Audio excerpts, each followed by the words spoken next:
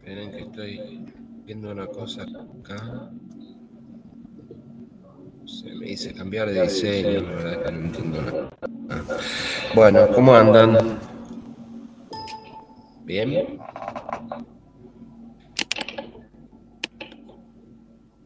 Bueno, hace frío, ¿no? Pero bien. Hace frío. Sí, me imagino. Esperen que cierre un poco la puerta acá. Sí, un cambio muy abrupto. Esperen que estoy admitiendo otros y otras.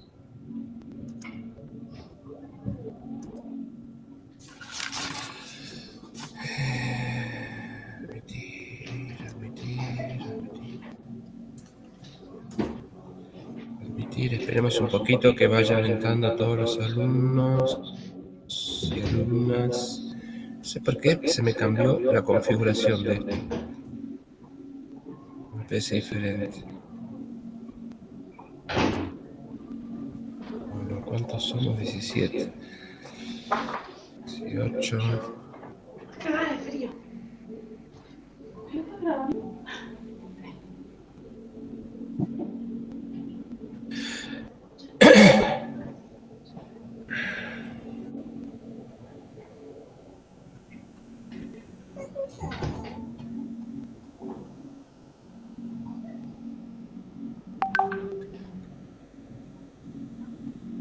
Bueno, a ver.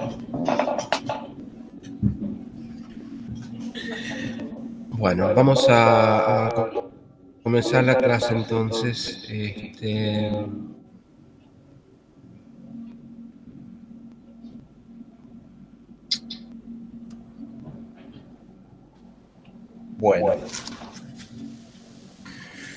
Bueno, tengo las preguntas del segundo parcial. Ya se los dije esto.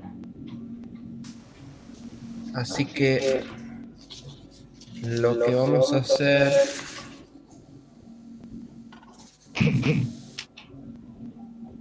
directamente es ir a los temas de las preguntas.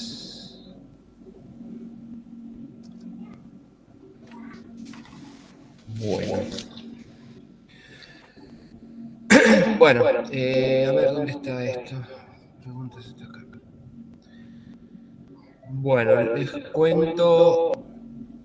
¿Me escuchan bien ahí? ¿Se escucha bien? Sí. Dale.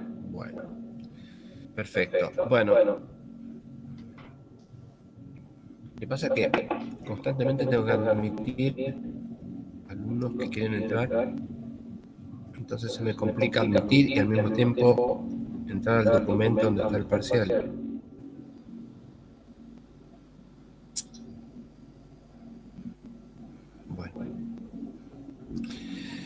Bueno, a ver, no las tengo impresas. Sobre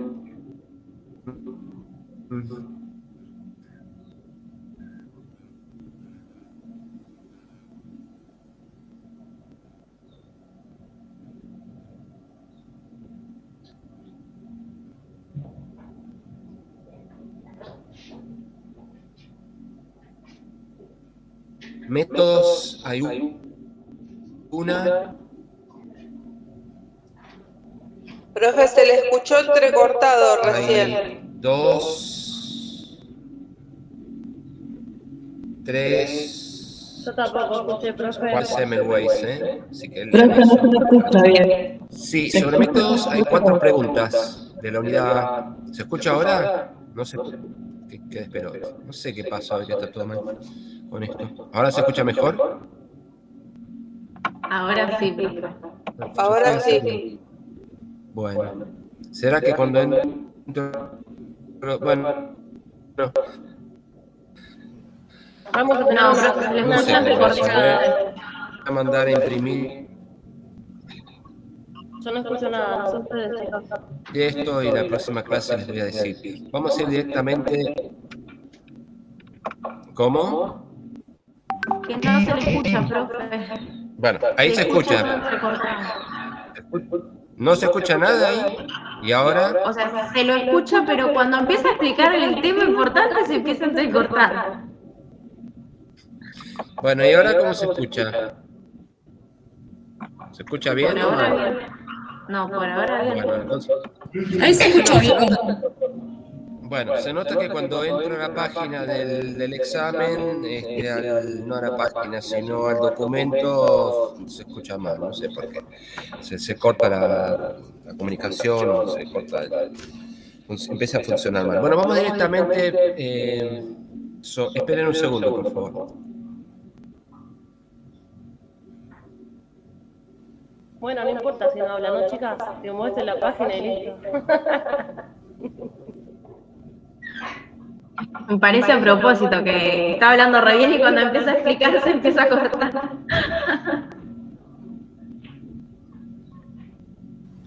Si era importante o no, no sé, yo no escuché nada. La verdad que me quedé. Bueno, acá estoy. Acá estoy de nuevo. Bueno, acá estoy de nuevo. No, se nota que cuando entro al documento donde está el examen se empieza a escuchar mal, no sé por qué. El tema es que para la próxima les voy a decir, pero tengan en consideración esto, hay más o menos de cada tema 4 o 5 preguntas. Pero a lo que voy yo, no todo lo que aparece en las unidades aparece en las preguntas. ¿Se entiende esto? Así que lo que yo voy a hacer es directamente ir a la parte, vamos a explicar la parte en que aparecen las preguntas, ¿sí? O sea, los temas específicos en los que aparecen las preguntas. ¿Se entendió? Bueno, bien. Bueno, vamos nos quedaría y sobre la técnica. Quiero llegar a la última porque en esa aparecen varias preguntas y también es importante que lo sepan. Bueno, entonces, el objeto de las ciencias sociales, ya dijimos en que las ciencias sociales se dividían de las ciencias naturales. ¿Sí? Profe, hay chicos en el grupo que están poniendo que están en espera. Sí, es un desespero de esto, sí, ahí está. Gracias. Se dan cuenta que para mí es difícil, ¿no? Estar viendo el examen, hablar de esto y admitir a todos. Bueno, no importa, ya está. Bien, gracias por avisarme. Entonces, ¿cuáles son las características que separan a las ciencias sociales de las ciencias naturales? Vayamos directamente al tema de las ciencias sociales. Lo voy a nombrar, le pido que ustedes después lo lean. Primero, lo que diferencia a los comparados con los hechos naturales, los hechos sociales presentan una serie de aspectos que los diferencian. Son los siguientes. La función simbólica, voy a leer muy rápido. La invención del lenguaje de signos implicó para el hombre la posibilidad de representar la realidad mediante palabras y producir así un pensamiento simbólico que conceptualiza, abstrae y trasciende la inmediatez del entorno.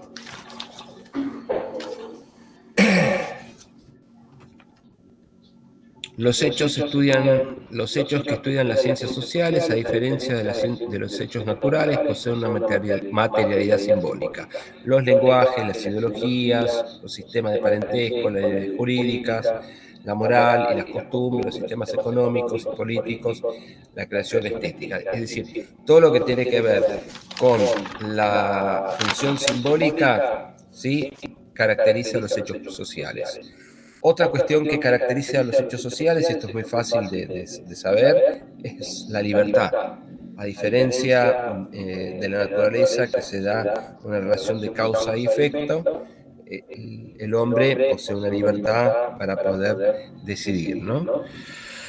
Por eso dice acá, y en tanto el hombre elige actuar de determinada manera, es capaz de dar razones de su elección en el seno de un orden cultural y social, ya simbolizado por reglas, leyes, costumbres que juzgan determinados actos como justos o injustos, como buenos o malos. Es decir, no hay responsabilidad si no hay libertad. Se tiene que dar la libertad como una característica de las ciencias sociales.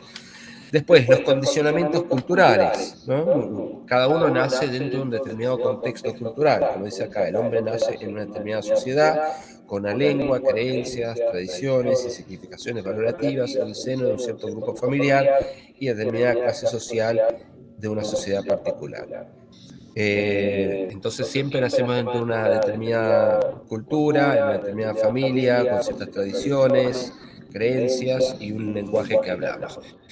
Eso no significa que esto quede siempre para sí, porque de nuestra familia el día de mañana podemos irnos a vivir a otro lado, podemos aprender otros lenguajes, podemos conocer otras culturas, pero nacemos siempre dentro de ese contexto cultural que de alguna manera nos condiciona. Otra de las características de lo que es las ciencias sociales son las conductas intencionales, ¿sí?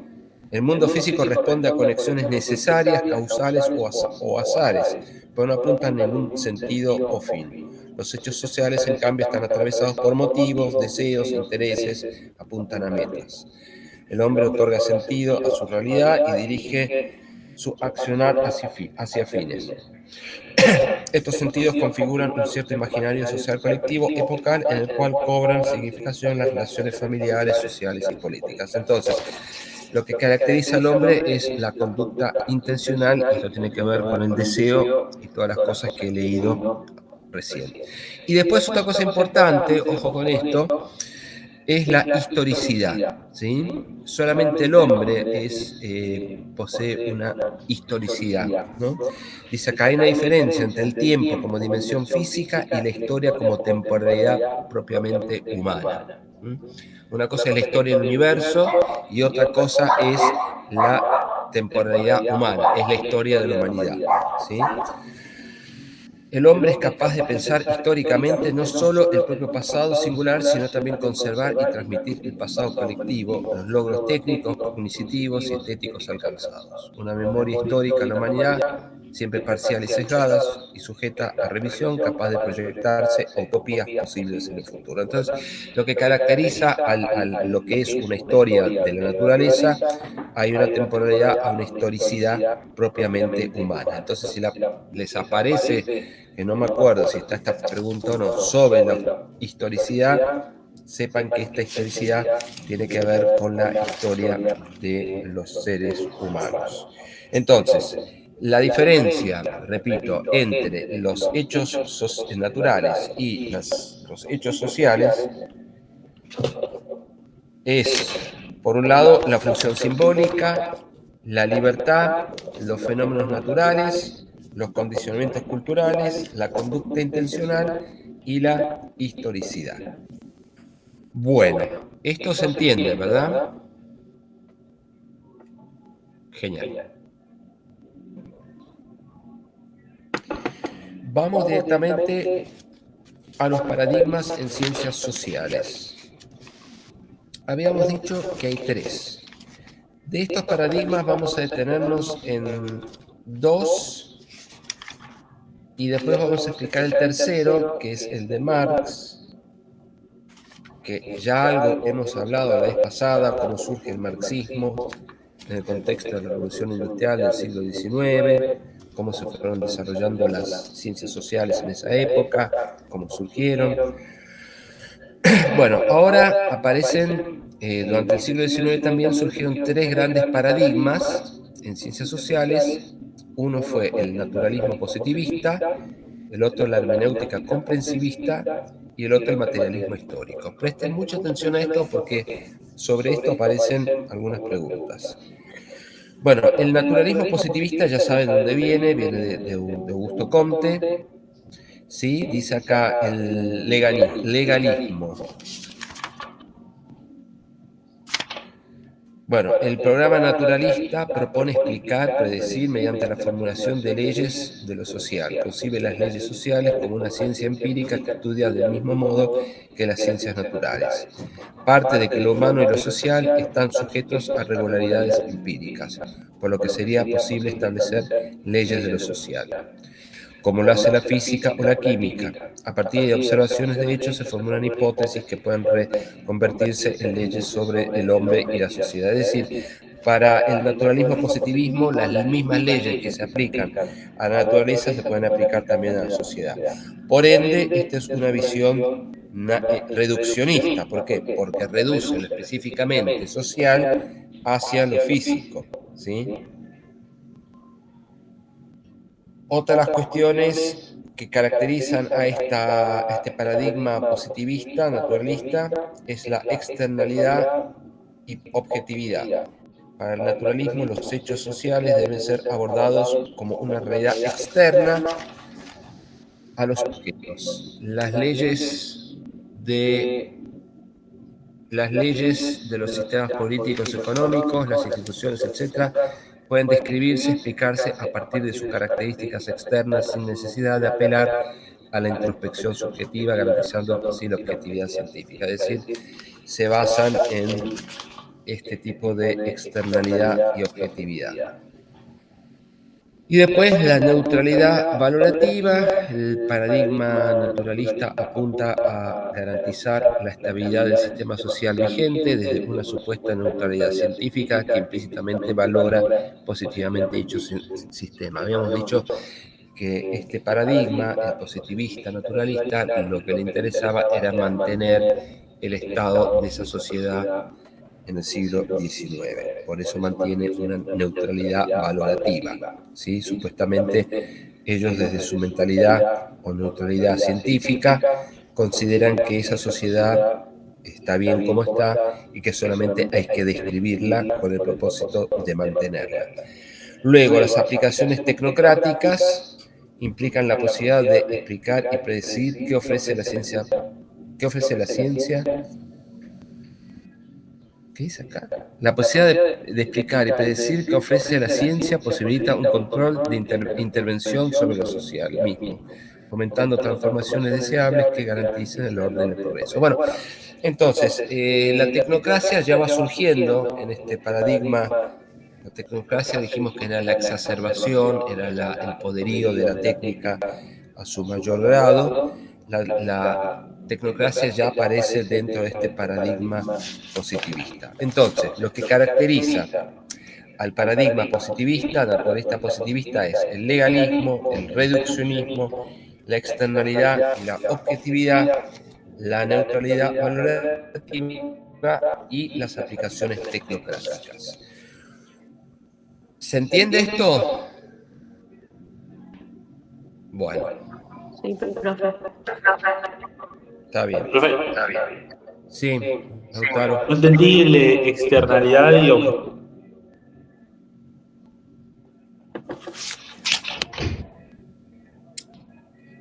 ¿Externalidad y qué otra cosa me dijiste? externalidad y Claro. objetividad y todo.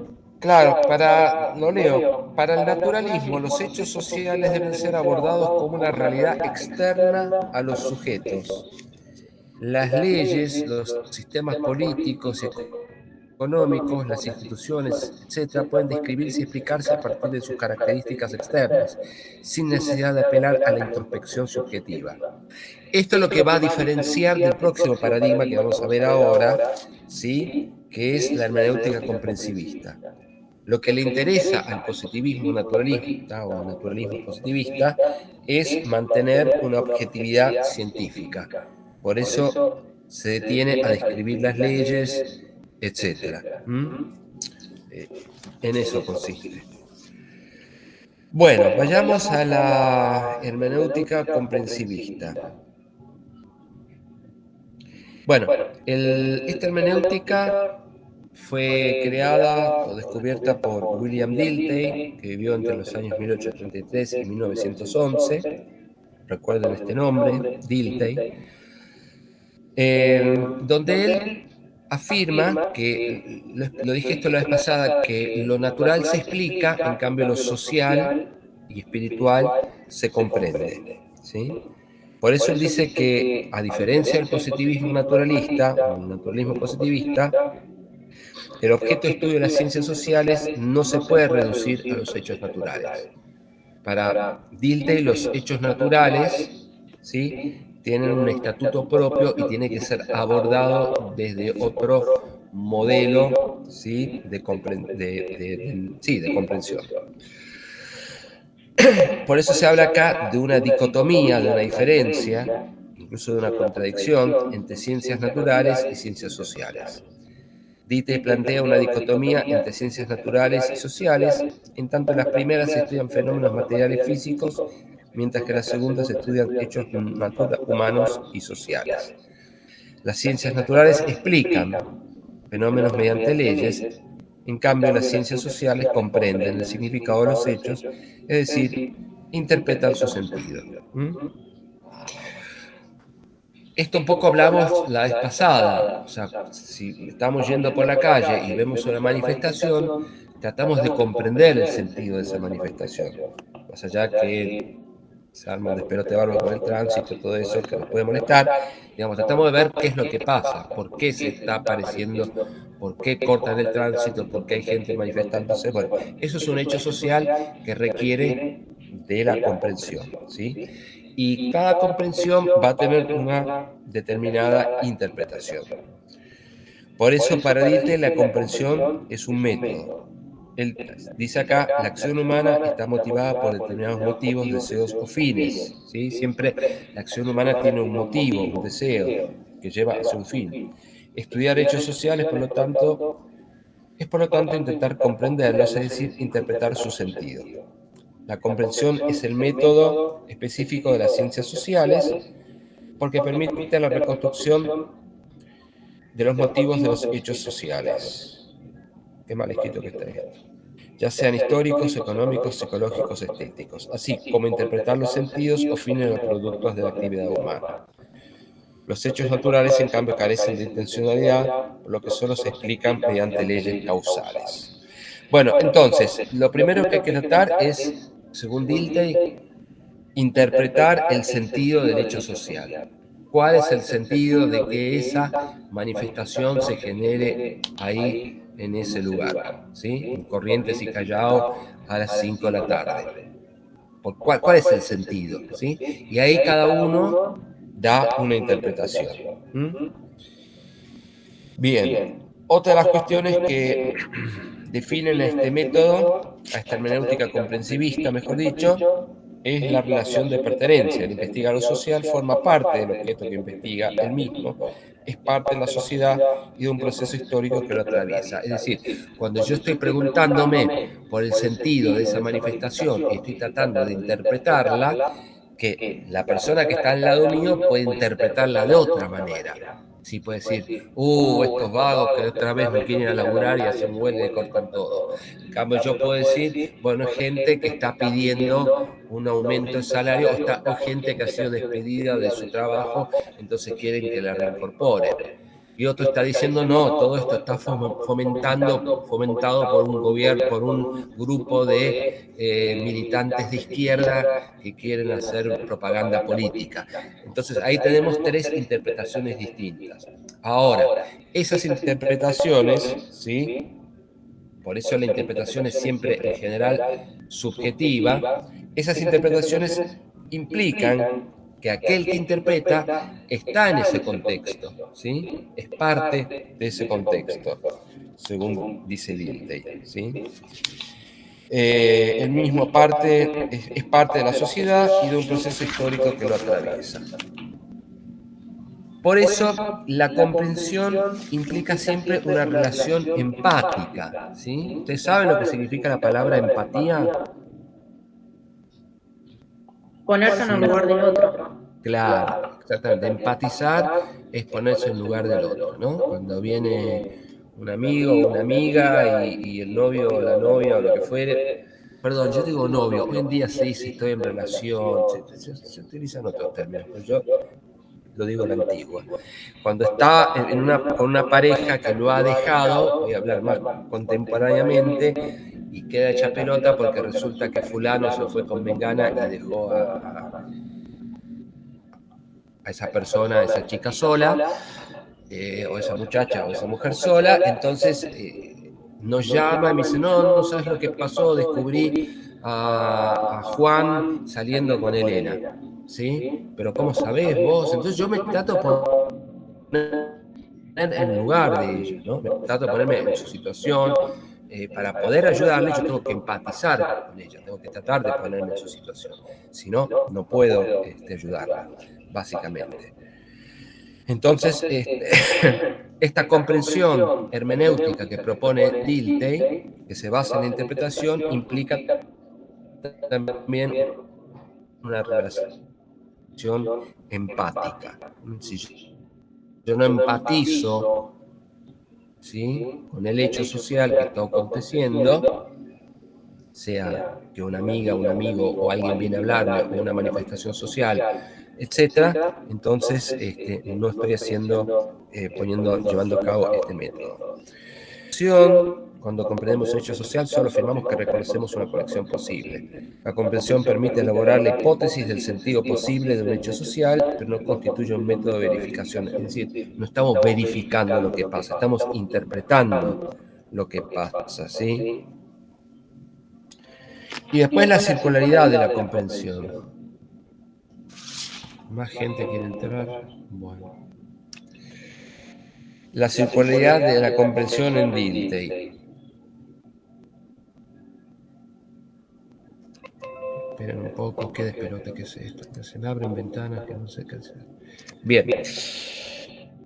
El conocimiento personal al que apelamos para comprender está de antemano tramado por los sentidos sociales circundantes, que son un producto social histórico. El científico social interpreta una realidad social que ya viene interpretada, una tradición de prejuicios compartidos a los que no es ajeno. Él mismo es un sujeto constituido en el seno de una determinada sociedad en la que ciertos sentidos están vigentes. Es decir, siempre cuando interpretamos o empatizamos con un hecho social o con una persona, ¿sí? No sé por qué, perdón, se me está apareciendo acá cuestiones de Facebook que me están comentando, cuando yo en este lugar no estoy en Facebook, pero bueno.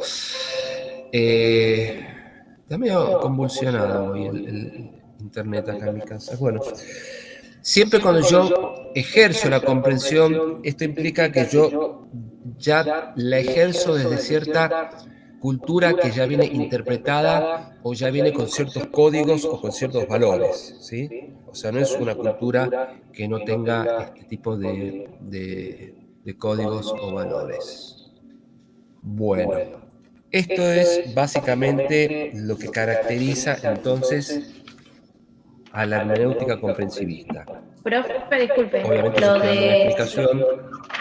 lo de circularidad de la comprensión es esto último que dijo de que es cultural y demás. Sí, si querés lo leo. El conocimiento personal al que apelamos para comprender está de antemano tramado por los sentidos sociales circulantes, que son un producto social histórico. El científico social interpreta una realidad social que ya viene interpretada, una tradición de prejuicios compartidos a los que no es ajeno. Él mismo es un sujeto constituido en el seno de una determinada sociedad en la que ciertos sentidos están vigentes, ¿sí? Es decir, yo mismo estoy en esa sociedad, ¿sí?, donde hay ciertos prejuicios, donde hay ciertos valores, ¿sí?, donde hay cierta tradición, y la interpreto desde ese contexto. ¿Se entiende esto? Igual, bueno, léanlo ustedes, ¿no? Por eso dice acá, la interpretación basada en la comprensión se vuelve así un círculo vicioso que recrea los sentidos vigentes del tiempo y el lugar del intérprete sin interrogarlos. Es decir, yo parto ya de un contexto dado. Esto se parece un poco a lo que dijimos antes. Está siempre en un determinado contexto con determinados valores, ¿no? Es decir, tiene una relación de pertenencia. Bueno, entonces, para ir acelerando un poquito, ir resumiendo lo que caracteriza a la hermenéutica comprensivista, son estos puntos. La irreductibilidad de los hechos sociales a naturales. Es decir, no se puede reducir, según Dilthey, un hecho social a un hecho natural. Son dos modos de abordar los hechos distintos. Lo natural se explica lo social se comprende, ¿sí? Se da por entendido que lo social se refiere siempre a lo humano. Por eso hay una dicotomía, ¿sí? No es lo mismo, ¿sí? Un hecho social que un hecho natural, ¿sí? Son distintos y los abordajes deben ser diferentes. La comprensión es el método como yo comprendo la sociedad, ¿sí? Ese es el método precisamente que utiliza Dilthey. Y esa comprensión se trata siempre de interpretar el sentido de lo que está pasando. ¿Mm? ¿Sí? ¿Se entiende esto? Cuando yo entre el día 29 de junio, me voy a encontrar con un aula, con alumnos y alumnas, y eso va a tener un sentido, por algo están ahí. Yo voy a tratar de interpretar, algunos van a estar más cancheros, otros van a estar asustados, algunos van a tener frío, otros no, algunos van a tener sueño posiblemente, otros van a decir, cuando me termino esta materia me la saco encima, etcétera, ¿sí? Eso es interpretar el sentido, ¿sí? Como yo los veo a ustedes, lo mismo que ustedes me van a ver a mí, ¿sí? Qué difícil que está este examen, profe, acá hay cosas que no entiendo. Es decir, siempre lo humano tiene una interpretación, y esa interpretación se basa en un sentido. Por eso toda actividad humana, ¿sí? Posee ese sentido. Después, la relación de pertenencia implica que aquel que investiga, es decir, siempre pertenece a un determinado contexto cultural o sociocultural. Y es ahí donde la comprensión implica una relación empática. Yo me pongo en lugar de los alumnos, entonces trato de darles una mano en una pregunta que no entienden, etcétera, ¿sí? Después la comprensión no es un método de verificación, porque la verificación corresponde a lo que es un hecho científico. Yo verifico que tal cosa coincida con la hipótesis que propongo, bueno, eso ya lo hemos visto. Y después la circularidad de la comprensión, ¿sí? Yo estoy siempre en un contexto donde los hechos vienen de alguna manera interpretados, ya dados, ¿sí? ¿Se entiende esto? Si yo paso por una iglesia, sé que estoy en un país donde se profesa o donde la religión que se profesa es la religión católica mayoritariamente. No es que paso al lado de una iglesia y es lo mismo que pasase al lado de una sinagoga o al lado de una mezquita. O sea, entiendo, comprendo, ¿sí? Ese monumento, esa arquitectura, ¿sí? Y lo comprendo porque, digamos, la sociedad está constituida, en este caso, por una arquitectura religiosa, ¿sí? Que tiene sentido, ¿sí? Si de repente yo paso por un lugar donde hay un tótem extraño, bueno, eso sería algo incomprensible, ¿no? O de un Dios extraño que no conocemos, bueno, eso sería algo incomprensible. Pero si yo paso por una iglesia, una sinagoga, una mezquita, hablando de hechos religiosos, lo comprendo. Bueno, esto quiere decir que siempre la comprensión está dentro de una realidad que ya viene interpretada, que ya viene dada con determinados valores, determinados prejuicios, etc. Bueno, estos son los puntos que caracterizan básicamente a este método hermenéutico comprensivo, ¿sí? O hermenéutica comprensivista de Dilthey. Bueno, sepan bien estos puntos, ¿sí? Que lo definen, ¿sí? Porque esto seguro que entra. No solamente seguro que entra, sino que hay una que otra pregunta que va a tratar de relacionar la diferencia entre lo que es el abordaje o el paradigma de Dilthey, basado en la comprensión, en la hermenéutica comprensivista, de lo que es el abordaje del naturalismo positivista. O sea, hay preguntas que, por eso, tienen que, digamos, saber en qué consiste cada paradigma de estos y qué es lo que lo diferencia a uno de otro. Bueno, de todas maneras, en la última clase vamos a hacer un repaso y si ustedes quieren, bueno, vamos a ver alguna que otra pregunta que va a aparecer en el parcial, como hicimos la vez pasada, pero vayan pensando también ustedes qué es lo que más les cuesta de esto. Yo he visto preguntas sobre métodos que no me parecen fáciles, no me parecen fáciles. Así que vamos Podríamos a ver alguna de esas, profe, de método, la última clase. Bueno, sí, puede ser, sí, yo pensaba ver eso también, notar, sí.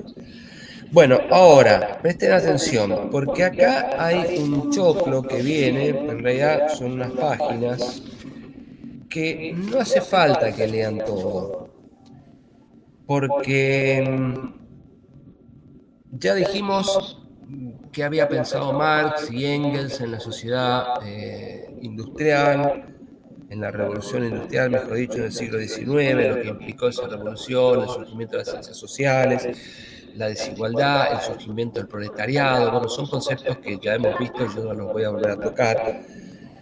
Pero Marx, acá hay una serie de puntos que yo voy a citar nada más, ¿no? Ciencia social crítica, el tercer paradigma sería entonces el materialismo histórico, ¿sí? Acá voy a leer al principio de esto sí porque es importante. Ruptura materialista. Con su materialismo histórico, Karl Marx produce una doble ruptura con el positivismo que naturaliza el orden social vigente y con el comprensivismo, el que vimos recién, que hace de los sentidos compartidos de los sujetos sociales el punto de apoyo para alcanzar un conocimiento de la sociedad. Critica la concepción tradicional de una naturaleza humana dada desde siempre, que se manifiesta a lo largo de la historia, así como la teoría de la sociedad que se constituyó por decisión voluntaria de los hombres mediante un contrato social. Es decir, Marx es crítico de los paradigmas anteriores y propone un nuevo abordaje de la sociedad, ¿sí? Para Marx, el hombre piensa, ¿sí?, siempre como un ser social, es decir, no se da nunca el hombre en la historia individualmente, sino que siempre se da socialmente. Acá hay una división en Marx entre estructura y superestructura. Pero a mí esto primero que no me queda muy claro cómo está explicado. Léanlo, pero no se hagan demasiado problema si no lo llegan a entender. Si llegase a haber alguna pregunta de estas cosas que yo no expliqué, bueno, vamos a detenernos en esa pregunta. Hay una parte que sí es importante, ¿no? Y que es, bueno, Marx creía que la historia era una historia de la lucha de clases que se había dado a lo largo de la historia de la humanidad, ¿sí? Por ejemplo, entre señores, entre, qué sé yo, los hombres libres y los esclavos, los feudales y los siervos, los burgueses y los capitalistas, ¿no? Ahí son clases que se oponen y una clase que somete y una clase que es sometida. Para Marx, mientras existan las clases, la diferencia de clases, la sociedad va a ser injusta.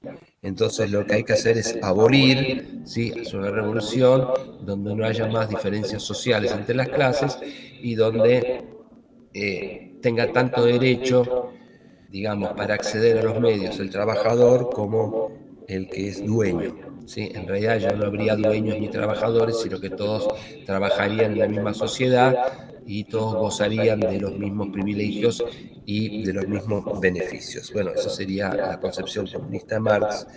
En general quedó como un ideal y cuando se trató de imponer en la Unión Soviética no dio muy buenos resultados. Pero bueno, eso no va a entrar en el examen, simplemente yo lo cuento para que sepan quién fue Marx rápidamente y un poco lo que vimos la vez pasada, ¿sí? Él fue un crítico muy fuerte de la sociedad del siglo XIX de su tiempo, precisamente por ver esta diferenciación de clase y de gente que se moría de hambre mientras otros se llenaban de plata. Bueno, cosa que todavía sigue sucediendo en la actualidad. Ahora, acá sí, hay un tema importante que quiero que lo vayan sabiendo, porque aparece la cuestión de la ideología. Lo voy a leer. Marx llama ideología al sistema de ideas que comparten los miembros de una sociedad acerca del orden sociopolítico en que viven. se presenta en una forma de ideología espontánea de los miembros de la sociedad, como en forma de ideología teórica, los sistemas religiosos, morales, filosóficos o teóricos de la época. Marx destaca la ideología dominante de una época, que la ideología dominante de una época no representa las condiciones reales en que viven los hombres, sino que provee un sentido distorsionado del orden social vigente al que consagra y legitima. Los miembros de la sociedad viven las representaciones ideológicas como si ofrecieran el sentido de la realidad social en que se encuentran, encubriendo sus condiciones reales que quedan así desconocidas. Es decir, la ideología es aquella concepción que rige a la sociedad y que por lo tanto encubre los deseos y los intereses de los individuos, sobre todo de los individuos o de las personas, ¿sí?, que son explotadas.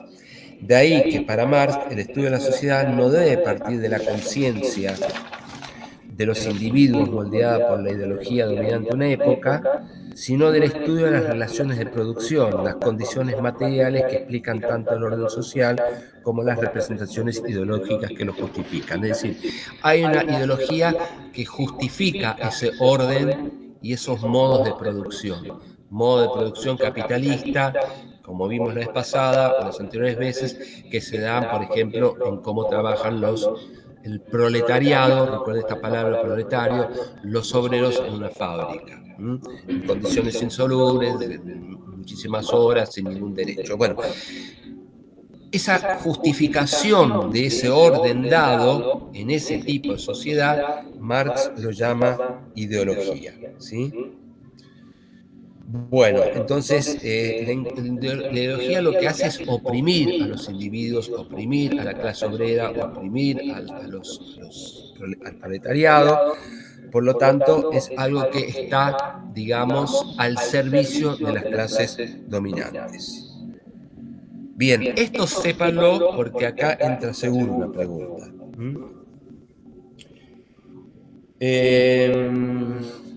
Voy a leer algunas cosas más. Desde el materialismo histórico, o sea, desde la posición de Marx, lo concreto material en una sociedad son las clases sociales constituidas en torno de un determinado modo de producción. Partiendo de las clases sociales es posible describir los elementos que constituyen las relaciones de producción. Trabajo asalariado, capital, división de trabajo, relaciones de explotación, etc. Y plantear conceptos que permiten pensar la sociedad.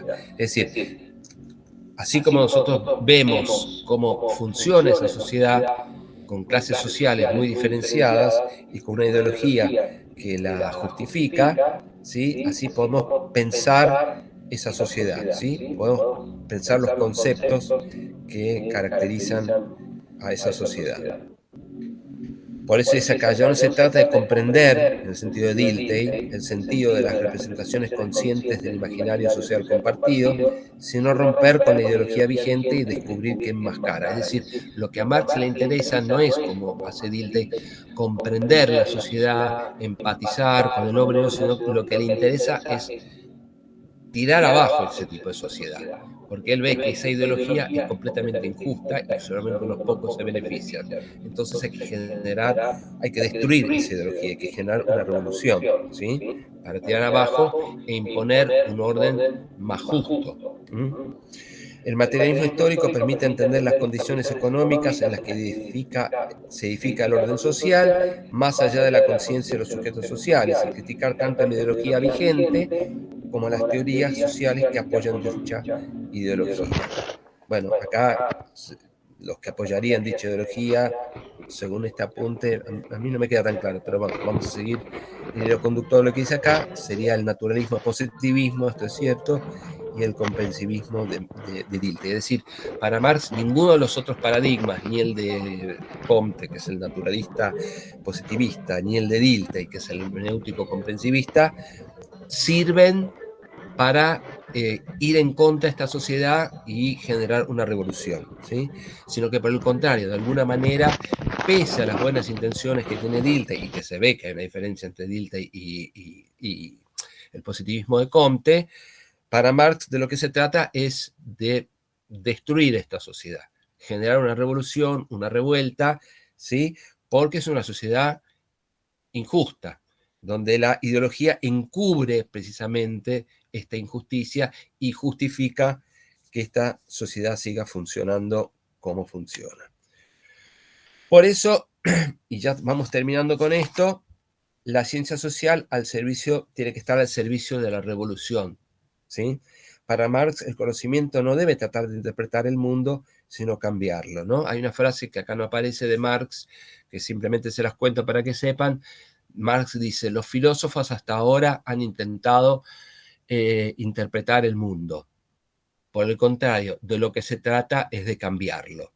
O sea, no nos quedemos tanto con la interpretación de los hechos, de por qué están los obreros ahí haciendo la protesta, sino que vayamos más allá de la empatía y hagamos una protesta más general, generemos una revolución y que se venga abajo la estructura del capitalismo o la estructura capitalista. Ese sería un poco el ideal de Marx. No tanto interpretar o comprender, sino cambiar. ¿Por qué? Porque la ideología que lo justifica es una ideología que oprime, ¿sí? No se trata de proponer una reforma tecnocrática, ¿sí? Como pensaba el positivismo, para mantener esa sociedad, el estado de las cosas, al modo del naturalismo, ¿no? Sino de promover mediante una toma de conciencia social y una lucha política una revolución que conduzca a una sociedad igualitaria. Para el marxismo, las ciencias sociales tienen como objetivo analizar las estructuras sociales, políticas, económicas y subjetivas, cuestionar las ideologías y proveer los saberes necesarios que se traduzcan en acción política que conduzca a una sociedad sin clases ni explotación del hombre por el hombre. Solamente cuando se tire abajo esa ideología, se genera la revolución, ¿sí? Va a aparecer una sociedad sin clases, y en una sociedad sin clases ya no habrá explotación del hombre por el hombre, ya no habrá más opresores ni oprimidos, sino que será una sociedad igualitaria donde todos tengan los mismos derechos y puedan adquirir a los mismos bienes y servicios. Bueno, esto, más allá de lo que sucedió históricamente, es importante acá que sepan sobre todo lo que es la ideología. Bueno, terminaríamos con esta introducción a la epistemología de las ciencias sociales, la parte 2. Tengan en consideración en Marx, si bien hay que considerarlo dentro de su contexto histórico y un poco lo que dije antes, la noción de ideología. Todo lo que viene antes, los medios de producción, el nivel económico, el nivel jurídico-político, o sea, lo que es la estructura y la superestructura, por ahora yo no lo estudiaría mucho. Si quieren, léanlo, pero no se hagan mucho problema por dos cuestiones. Primero, porque me parece que no aparece en el examen, fundamental, pero segundo, porque no está muy bien explicado acá. Ustedes saben que estas unidades son resúmenes que se hicieron de la manera que se pudieron hacer durante la pandemia, porque nosotros en las clases presenciales siempre utilizamos un libro, ¿sí? Y ese libro era más amplio, ¿sí? Así como las clases duraban un poco más, el libro abarcaba más temas. Entonces esto es como un resumen de cada unidad del libro, ¿sí? Es más, el libro traía como 2 o 3 unidades más que por cuestión de tiempo acá no vamos a ver. Bueno, nos quedaría, a ver, ¿qué es hoy? El lunes. Nos queda el jueves la otra clase que empezaremos a ver la última unidad. Es importante porque entran como al menos 4 preguntas o 5, no me acuerdo, de la última unidad. Todas las unidades son importantes, pero la última unidad, si ustedes prestan bien atención, es para mí una unidad más fácil que la que hemos visto hasta ahora. Esta tampoco es tan difícil. Lo que pasa es que acá hay un momento en que la parte Marx es medio confusa. Lo otro, creo que se ha entendido de esto, ¿sí? Diferencias de hechos sociales, naturales, el modo de abordarlo de acuerdo al paradigma, el positivista, el de Dilthey, el marxista, y dentro de Marx, nos faltan 10 minutos, dentro de Marx, para que se termine la clase, dentro de Marx hacer especial hincapié en su pensamiento sobre la cuestión de la ideología. Bueno, entonces empezaríamos ya el próximo lunes con la parte de, ¿qué dijimos? La parte de la última, sobre la técnica, que es la última unidad. Y ya después, ¿cuántas clases nos quedan? ¿Alguien tiene un calendario por ahí? Pues yo no tengo nada por acá. Sí, a ver, profe, ahí le digo. Decime cuántas clases quedarían, Sofía, teniendo en cuenta que hay un feriado. Queda el 16 Ujú. y el 24 y 26, 3 clases. Ah, perfecto. Bueno, 3 clases. En las próximas 2 clases vamos a ver la última unidad. Y en la última clase vamos a hacer un repaso de todo. A ver, voy a hacer un nuevo intento de entrar al examen, a las preguntas del examen. A ver, digan si me escuchan, esperen. ¿Se escucha ahí o se escucha mal? ¿O se escucha bien? Sí, se escucha. Bueno, ahora se escucha. ¿Se escucha? Ah, perfecto. Bueno, si se escucha, ¿quieren que les diga cuántas preguntas hay sobre cada tema? Sí, profe. Sí. Bueno, pero díganlo con Sí, convicción. profe, A eso no ver, se pregunta. Sí, pero es profe. que no sé si se escucha o no. Bueno. Hay algo, bueno, voy leyendo. Una sobre lo que dijimos recién, es la 20. Ojo con esta pregunta. Se las voy a decir porque entra en el examen. Esto lo vamos a ver en la clase de repaso, porque no lo vimos. Entonces voy a ser justo con ustedes y les voy a leer en principio la pregunta. Después vamos a ver por dónde puede venir la respuesta cuando hagamos la última clase. Pero repasen o lean ustedes, porque no lo vimos, en qué consiste esta la parte en qué consiste esta pregunta que pertenece a la unidad sobre métodos. Una de las críticas al falsacionismo de Popper consiste en... Entonces, lean las críticas al falsacionismo de Popper, que las pasamos de largo, ¿se acuerdan? Porque yo pensé que no iba a entrar esta pregunta. Les repito que yo este examen no... Hay algunas preguntas que hice yo en este examen, pero otras preguntas que no son mías. Entonces, ojo al piojo, ¿sí? Bien. Otra pregunta tiene que ver con lo que vimos recién. Ahora viene una pregunta con la unidad siguiente, la 9. Otra pregunta con lo que vimos recién, de esta unidad. Ahora una pregunta viene de la unidad siguiente. Bueno, la pregunta sobre Semmelweis, ya les dije que lo lean eso. Leanlo bien eso, ¿eh? Ojo, porque las respuestas pueden generar un poco de confusión. Otra pregunta sobre esto, ¿sí?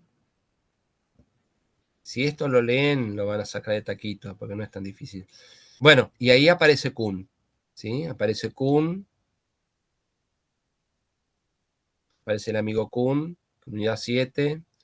Aparece nuevamente el falsacionismo, ¿sí? Otra pregunta sobre el falsacionismo. Aparece una pregunta sobre la unidad que viene. Recuerden en métodos lo que son las consecuencias observacionales. Si ustedes no llegan a entender ese concepto o ese término, lo vamos a ver en la última unidad, porque aparece algo sobre ese tema en una pregunta que estoy viendo. Bueno, otra pregunta sobre este tema. Hay muchas preguntas sobre esta unidad, no me acordaba que había tantas. Otra pregunta sobre Kuhn. Vimos el tema de la inconmensurabilidad, tiene que ver con eso. Así que esta pregunta me la tienen que contestar bien. Si la contestan mal, los degrado, vuelven a quinto año. Bueno, otra pregunta que aparece para la próxima unidad. Bueno, otra pregunta, diferenciar un método de otro. ¿Sí? En métodos. Hemos visto 3 métodos. Inductivismo, el método hipotético deductivo, el método inductivo y el falsacionismo. Bueno, esta es una pregunta que dice que hay que diferenciar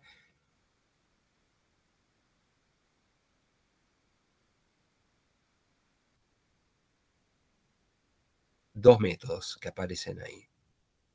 En todo caso, otra pregunta, justamente lo que hablamos recién, aparece esta pregunta, lo que les dije sobre Marx, ya está, no digo más nada. Bueno, Kuhn, ¿sí? Esta pregunta sobre Kuhn, espero que no tengan problemas, porque es medio tramposa las respuestas. No son tramposas, pero son un poco arrevesadas. Pero bueno. Y otra pregunta sobre ciencias sociales. Hay un montón de preguntas sobre lo que vimos recién, ¿eh? Lo que vimos recién, lo que vimos la vez pasada. Y otra pregunta, obviamente, sobre métodos. Otra pregunta que hace que uno diferencie un método de otro. Las preguntas les voy a hacer, bueno, ya salgo de acá. Las preguntas sobre métodos, hay 2 o 3, nos quedan 4 minutos, que son medio arrevesadas en cuanto a las respuestas. Son medio confusas las respuestas para mí. Así que, no sé, veremos por ahí de ver alguna y explicar algunas cosas. Bueno, ya más mano de la que le estoy dando ahora, sí, lo que hay que hacer obviamente es estudiar. Nos quedan 4 minutos. ¿Quieren preguntarme algo? Profesor, la unidad 9, ¿cuándo la suben al campus? El Saturday, el sábado. Gracias. De nada. El sábado estará la unidad 9. La unidad 9 es la más copada de todas. Será porque a mí me gustan los autores que aparecen ahí. No es muy difícil. Hay que estudiarla y por favor no falten las próximas clases, ¿sí? Traten de estar presentes como hoy.